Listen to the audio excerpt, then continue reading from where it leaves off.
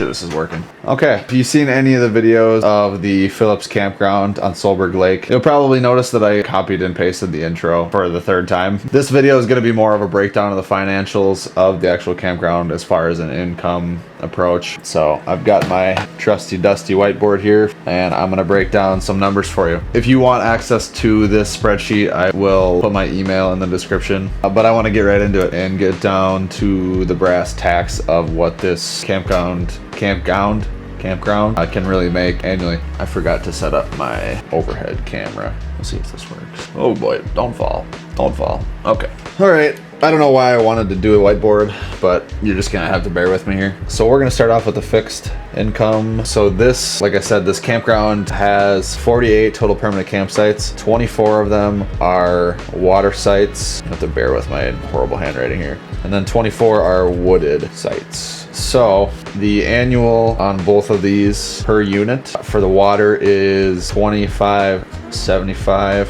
annually and $22.50 annually for the wooded sites. So 24 times 25.75 and then 24 times 22.50. And these are the actual amounts that they are charging currently for the permanent campsites annually. That would come out to 54,000 and 1,000. Yeah, so that's a good chunk of change right there. Hopefully that looks okay. And then not only do they have the permanent sites, but they also have 8 mobile home sites. So we're not giving out the actuals on that. The projected value based on what they are charging and what they could charge would be $500 a month. So that is times 12, that's 6,000 annually per mobile site. So 6K times 8 equals 48,000 annually just for the mobile home sites. The grand total for the fixed income of all of the water sites, all of the wood sites, and the mobile home sites. And I call this fixed because they're a consistent number. You're getting this monthly or annually. So it's a pretty good baseline of what this place can earn, which is $163,800 per year. Okay, hopefully my phone can see that. So if not, see if you can see this. So yeah, $163,800 per year. That's just the fixed income. Again, mobile home sites, permanent campsites. That's it. So that's not factoring the rest of the income streams, which we're going to get into right now. So let you look at that quick, soak that in, and then we're going to get into the next. Oh, we got the time. Okay. So going on. Rental income streams. Oh my Lord, I cannot write right now. Rental income streams. So this would be the cabins, the pontoons, and they have fishing boats too that they rent out. So starting with cabins 1 through 3. Again, these are 2-bedroom, 1-bath, 6-person capacity cabins. Those have a nightly rental of $150. So this is their current, what they charge now. Based on Airbnb and AirDNA, I estimated that they could rent for $170 a night. So current, actual, projected. And this, sorry about that. Okay, this number is subjective. You could charge more or less. Right now, the current owner's charging $150 a night for cabins 1 through 3. They don't do a lot of, if any, marketing, and they don't have the cabins on Airbnb. So right there, there's huge potential for charging more than what they charge now. Their current customer base is a lot of people who have been there before. So a lot of their business is repeat business. So again, if you can put these cabins on Airbnb or VRBO or just do marketing for direct bookings, I think there's a lot of upside in this area. So cabins 4 and 5, those are, and I'm just gonna put this in there, 2-bed, 1-bath. Cabins 4 and 5 are 3-bed, 1-bath. Those have a capacity for 8 people. Sorry, I should have wrote this earlier. 6 people for 1 through 3. So the current rental rate for 4 and 5 is 170. Current projected on that would be 190. Did I put? No, I put 200. Back up a little bit. Projected based on results from AirDNA and Airbnb would be $200. And then the log home, which is cabin 6. This cabin is essentially a full house. It's a 3-bed, 2-bath with 12 person capacity.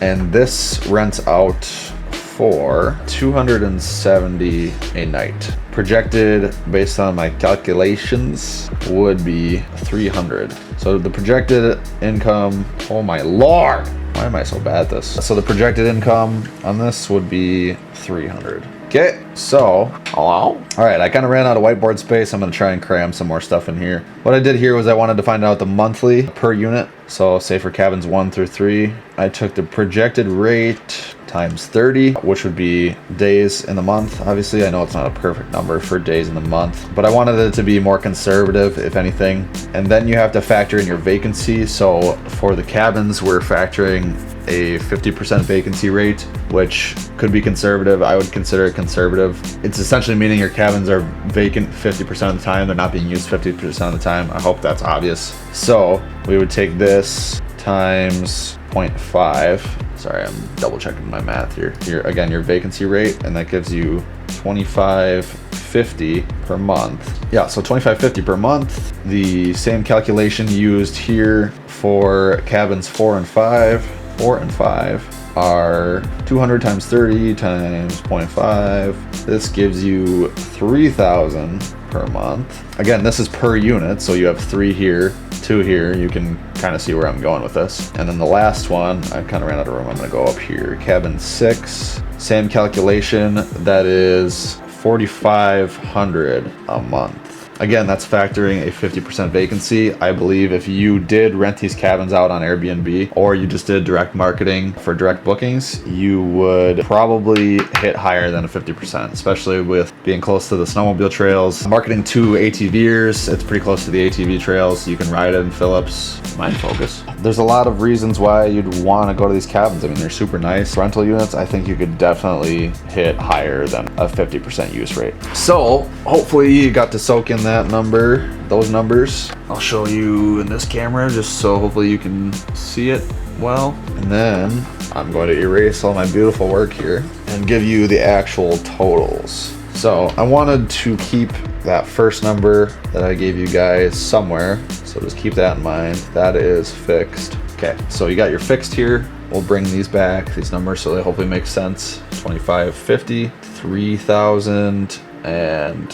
4500. Right. So again, we'll use C for cabins 1 through 3, C 4 through 5, and C6. If you're a car guy, I want a C6. Pretty bad. Okay. So we have to factor in, this is monthly here, and this is per unit. So what we're going to do now is we're going to take this multiplied by 12 and then by the units. So there's 3 times 12 times 3. Sorry, that's kind of sloppy, but that brings us to 91,800 annually for just cabins 1 through 3. Same thing here, but times 2. There's 2 cabins. That brings us to 72,000 flat.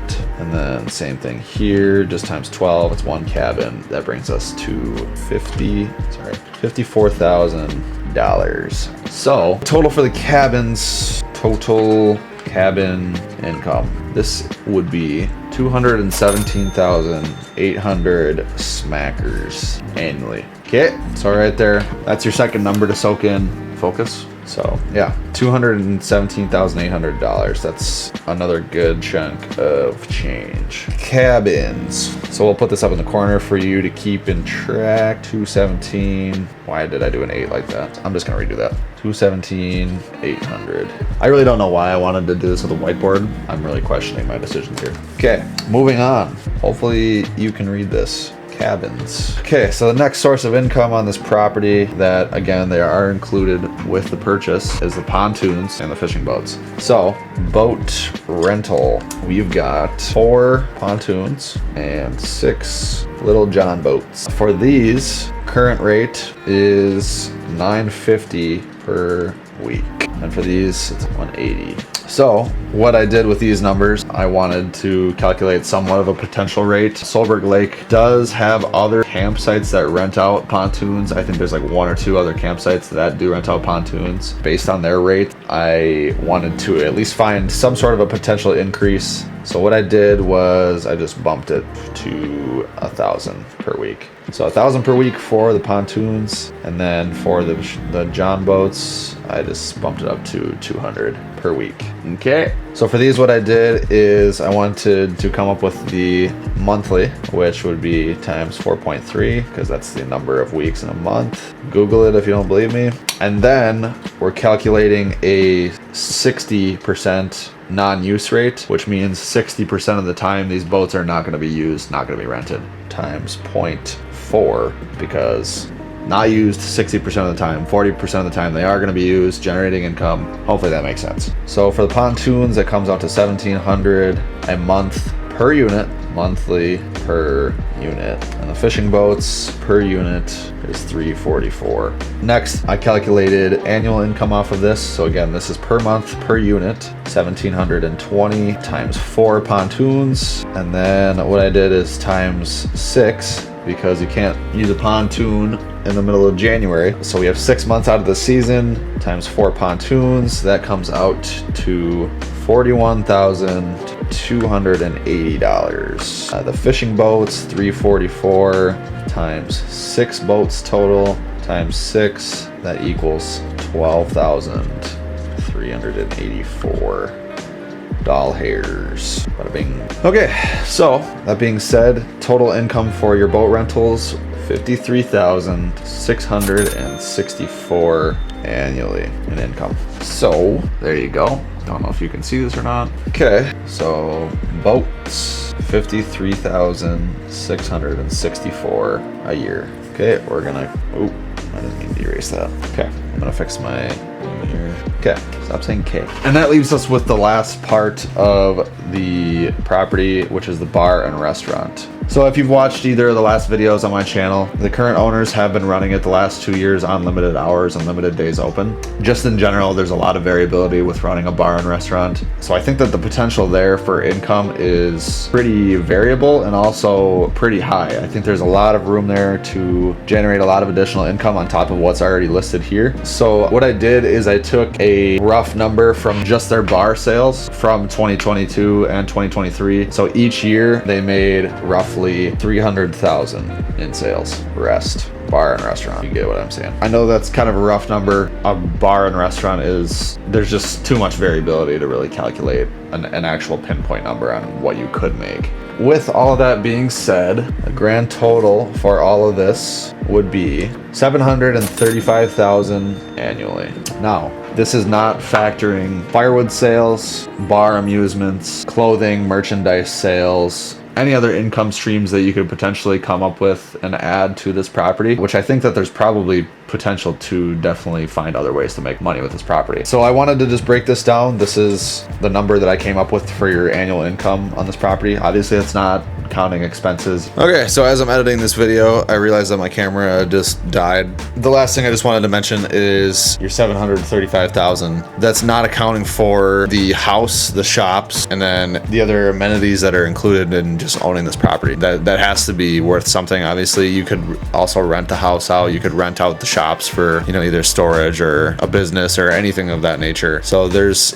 other income sources that aren't factored in here. In my opinion, that's a huge chunk of change annually for, obviously it's your income, so you'd have to calculate your expenses. But, you know, given that you also have a house, multiple shops, there's definitely a lot to offer with this property. So again, I'll put my info down here somewhere. I'll put my email down there, as well as the description, my cell phone. If you're interested in this property, give me a call. If you want to see my sheet, it's probably a lot better than my chicken scratch on a whiteboard. It just shows everything broken down how I did on the whiteboard here. If you haven't already, go check out the other videos on my channel. It's an actual video of me there guiding you through the property, showing you what's all there. There's a lot to offer with this property for sure. And subscribe if you want to. If you don't, I'm not gonna say I don't care, because I kind of care. I can't make you do anything.